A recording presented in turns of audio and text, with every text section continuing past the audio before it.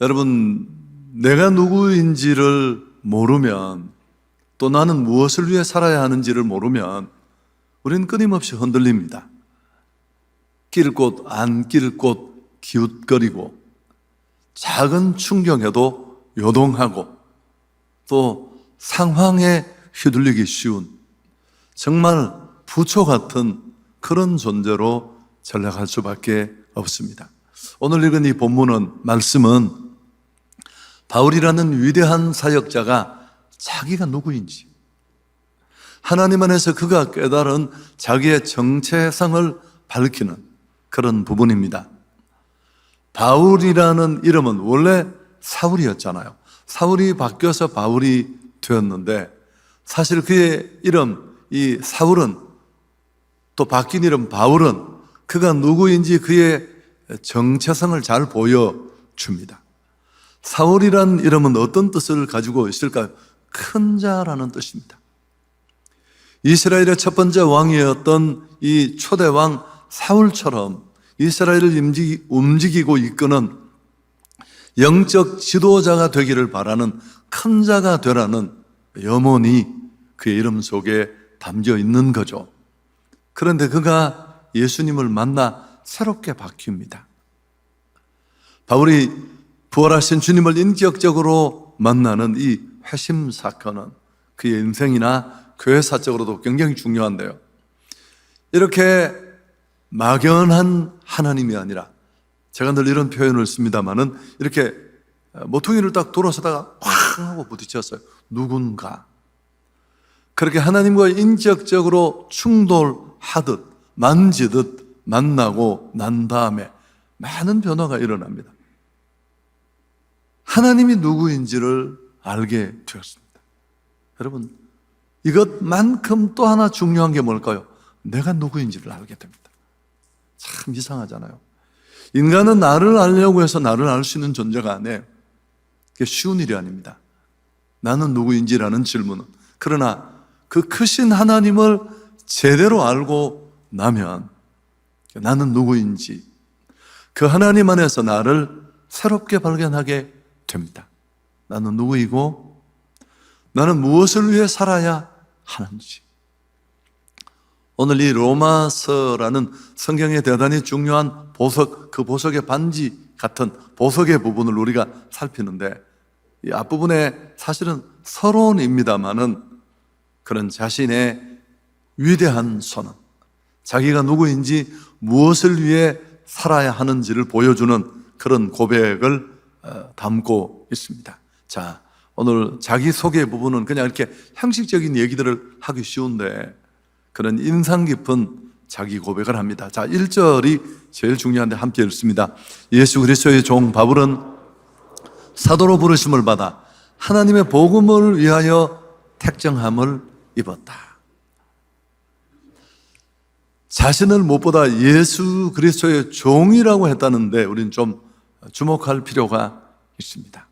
여러분, 이 표현은 그냥 의례적인 표현이 아니에요.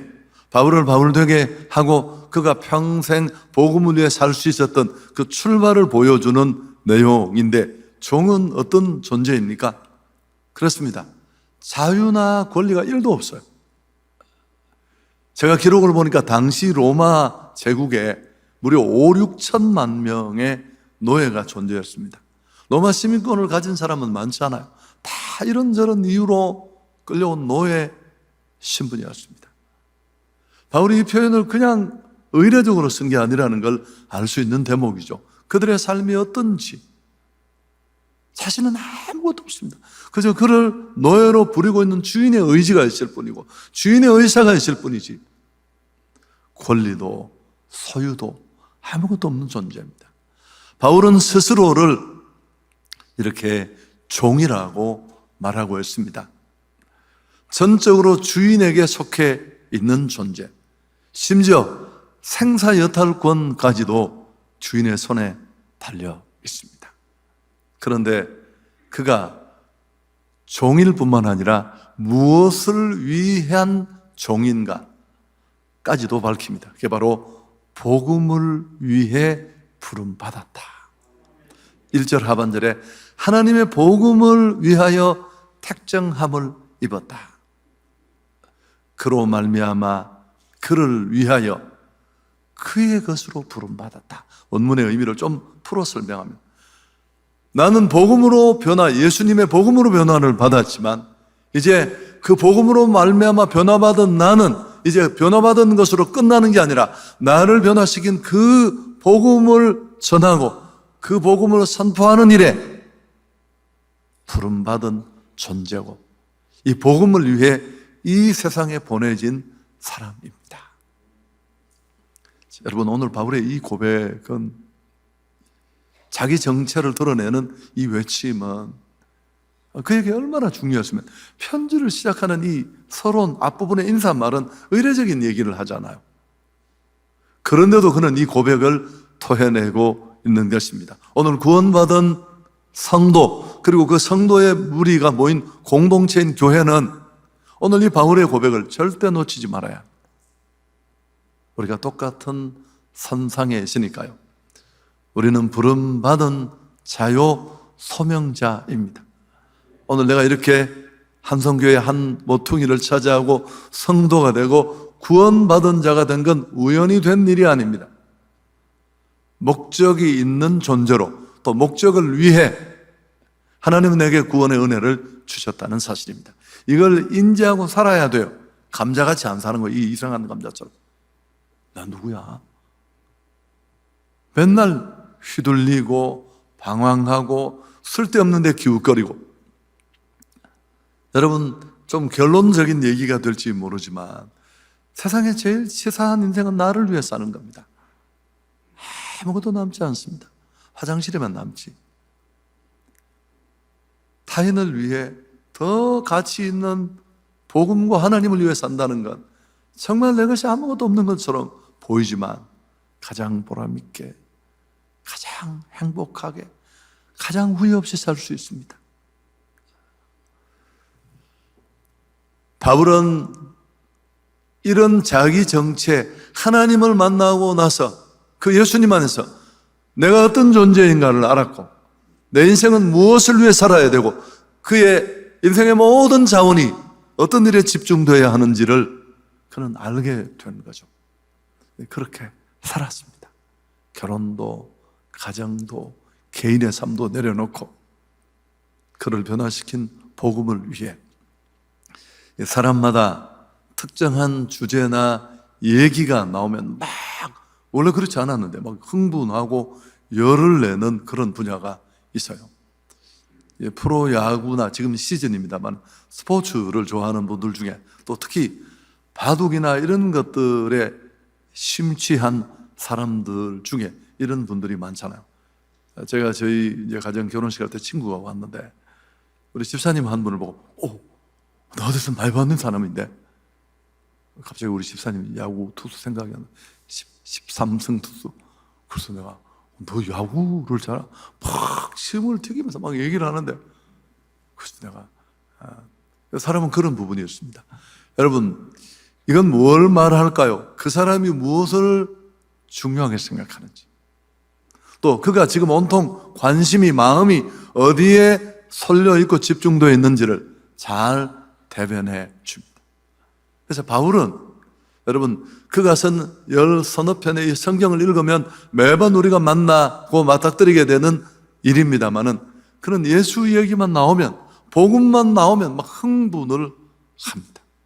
그래서 로마인에게 보내는 이 편지, 그것도 의례적인 자기소개 파트인데 여기서 바로 복음을 얘기하고, 나는 그 복음을 위해 부름받은, 내가 경험하고 나를 변화시킨 이 복음을 전하는 일에 하나님이 나를 불렀다는 자기 소명의식을 또 쏟아놓는 것입니다.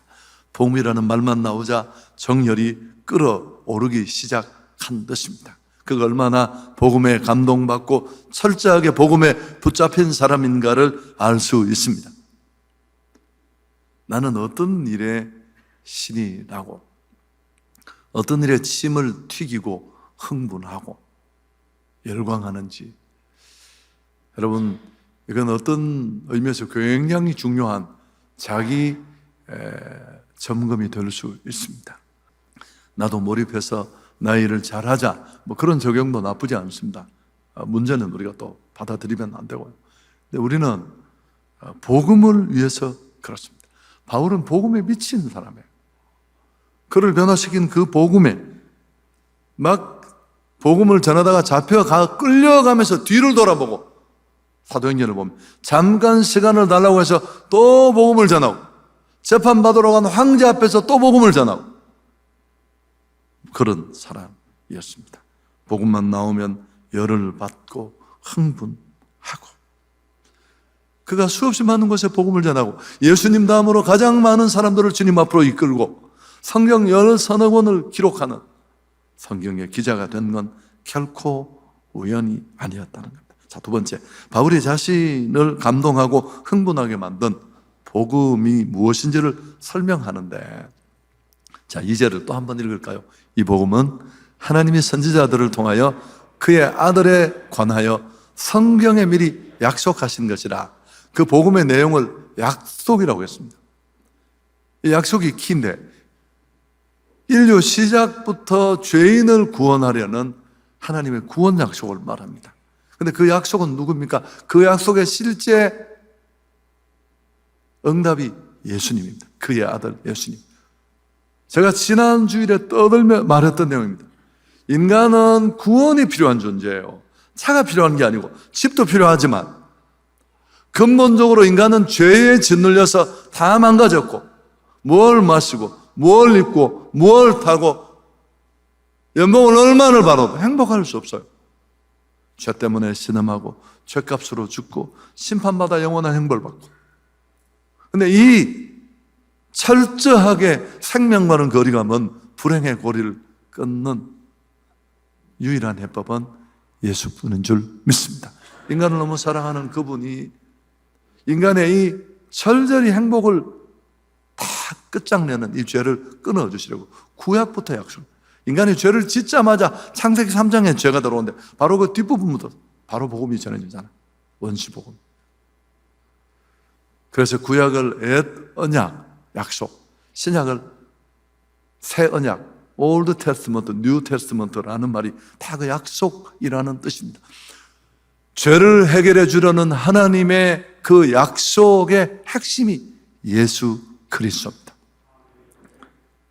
바울은 예수를 핍박하고 정통 유대교에 빠져서 예수 믿는 사람들을 잡아 족치고 옥에 가두고 걸으려 가다가 다메섹으로 가는 길에 부활의 주님을 만나게 되었습니다.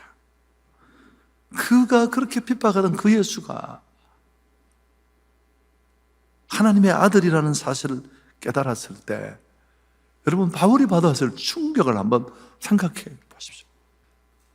그가 그렇게 핍박하고 몰아붙이던 그 예수가 하나님의 아들이라는 사실을 알았을 때 그가 얼마나 충격을 받았을까. 바울에게는 이 감격과 눈물이 있었습니다. 그래서 자신을 기꺼이 나는 나를 변화시킨 이 복음을 전하는 그 일의 종이고 그 부르심을 따라 한 걸음도 비틀거리지 않고 달려가겠다 결정을 하고 그렇게 달려간 줄 믿습니다. 참 저는 이것과는 비교할 수는 없지만 농땡이 치고 성실하지 못했는데 청년 초기에 인격적으로 예수님을 만나고 너무 좋아서 그냥 성경책을 끌어안고 울면서 교회까지 걸어갔어요. 30분이 넘는 길인데 지나가는 사람들이 다 볼 텐데 이유를 잘 몰랐지만, 그리고 부족함 가운데 제가 그 빨간 성경책, 그때 성경책이 왜 하여튼 보혈색이라고 그렇게 한 것 같아요. 이렇게 성경책 잎이 다 빨갰어요. 이걸 비를 맞으면 이게 빨간 게 번지가 손에도 막 묻고 그래서 여러분 기억나시죠? 근데 그 빨간 성경책 앞장 가죽을 딱 들치면 그 다음에 노란 장이 한 장 있었어요. 삽입 한 장 그런 게 있잖아요. 거기에 제가 붓펜을 사서 사도행전 20장 24절을 썼습니다. 주 예수께 받은 사명 곧 은혜의 복음 증거하려 하는 일을 마치려 하면은 나의 생명을 조금도 귀한 것으로 여기지 않겠다. 좀 집중이 부족했지만, 그리고 너무 가슴이 뜨거워서 같이 농땡이 쳤던 친구 몇 명에게 제가 전도 편지를 10번 보냈어요. 그 당시 그 이슬비 편지가 막 창안이 되어서 히트를 치고 있을 때였습니다. 비웃는 친구도 있고 지금까지 그 얘기를 하고 뭐 그것 때문인지는 모르지만 내수 있는 친구들이 많은데, 여러분, 그리고 그 복음을 지금까지 전해서요, 지난주까지 한국의 많은 교회들이 우리 교회를 보면서 지뢰합니다. 아니 무슨 코로나야 말이야. 그래서 어떻습니까? 여전히 복음을 들을 사람들이 오고 그 복음 앞에 변화되고 그 복음의 능력 앞에 인생이 바뀌고. 자, 이제 설교 정리하겠습니다. 여러분, 이 복음은 바울에게 이런 은혜를 주었다면, 또 누군가에게 이런 삶의 그 삶을 송두리째 바꾸는 변화가 되었다면 나와는 어떤 상관이 있을까? 자, 5절을 다시 보죠. 5절을 보면 설명했던 내용이 쭉 나오는데, 그로 말미암아 우리가 은혜와 사도의 직분을 받았다. 6절에 너희도 그들 중에 예수 그리스도께 부름을 받았다. 바울 자신만이 아니라 십자가의 은혜로 구원받은 우리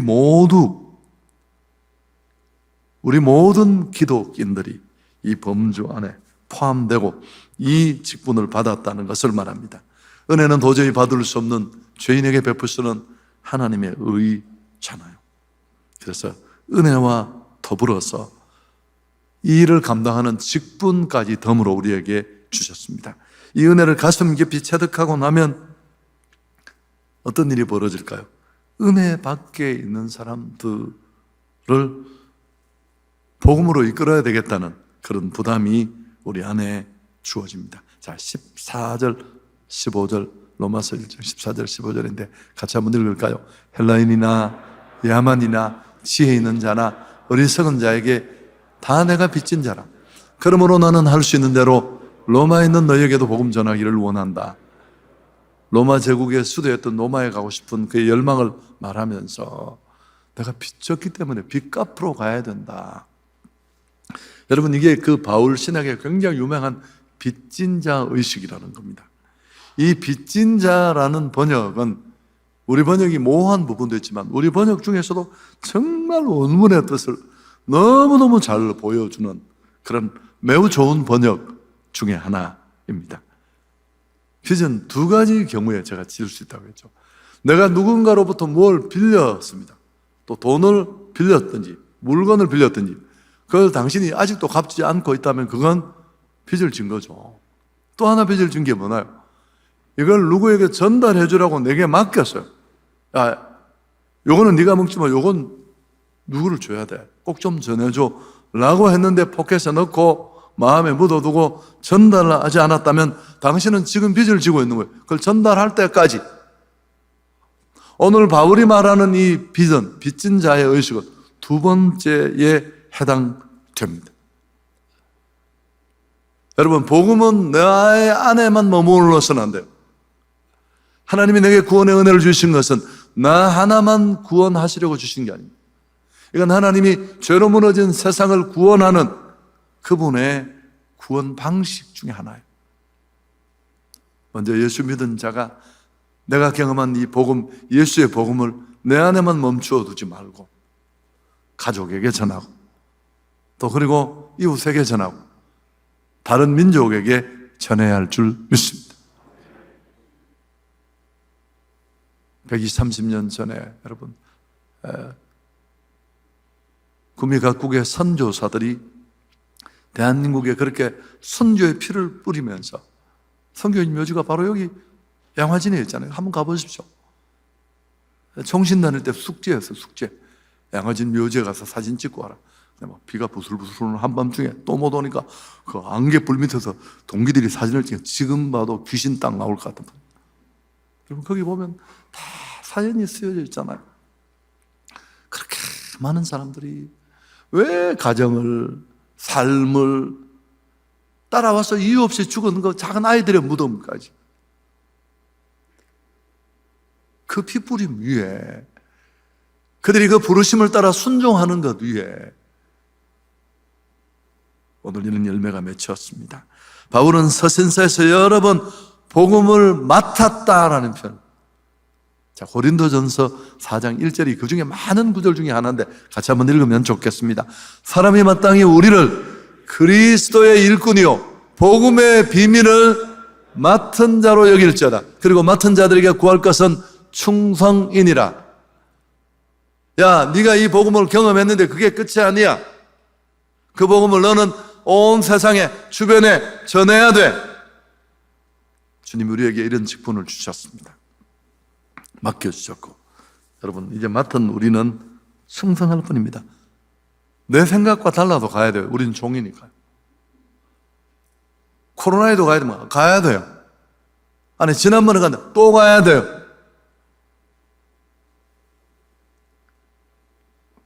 바울은 복음의 비밀을 맡김으로 자신을 빚진 자로 만드신 분이 예수님이시라고 말하면서 빚 갚으러 나는 로마까지 가겠다. 바울 사역의 모든 열정은 이 채무 부담으로부터 출발했습니다. 우리에게도 이런 의식이 필요합니다. 지금까지 나를 위해 살았다면 이제 우리가 더 가치 있는 일을 위해서 복음을 위해 부르심 따라 달려가는 우리 모두가 될 수 있기를 축복합니다. 여러분 해보면 손해 1도 없고요, 후회 1도 없고요, 잃어버리는 거 아무것도 없고요. 이 세상에 제일 힘든 인생은 나를 위해서 살면 아무것도 남지 않습니다. 제가 그랬잖아요. 저도 아주 인색하기로 유명한 사람인데 수십 번, 수백 번 만에 어떻게 타인을 위해서 한두 번 한 그런 것들이 결정적인 순간에 내게 도움이 돼요.